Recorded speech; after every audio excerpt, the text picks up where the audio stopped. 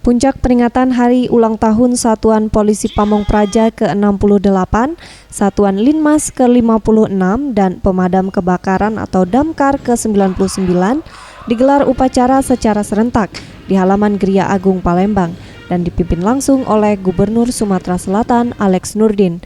Dalam sambutannya, Gubernur Sumatera Selatan meminta ketiga satuan ini dapat mempersiapkan diri untuk pengamanan pilkada serentak serta Asian Games yang akan dilaksanakan pada bulan Agustus mendatang. Selain itu, ketiga satuan ini juga diminta dapat berkoordinasi dengan masyarakat untuk mengantisipasi kebakaran hutan dan lahan. Ada pilkada.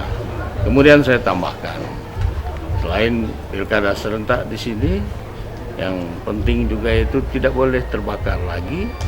Jadi semua tiga kesatuan bersama masyarakat harus menjaga jangan sampai terbakar lagi. Yang ketiga, khusus di Palembang dan sekitarnya, Asian Games ke-18. Di akhir kegiatan, ketiga satuan ini menampilkan sosiodrama yang menceritakan antisipasi ketiga satuan ketika menghadapi situasi pengamanan yang sulit. Tim Liputan, Sriwijaya TV.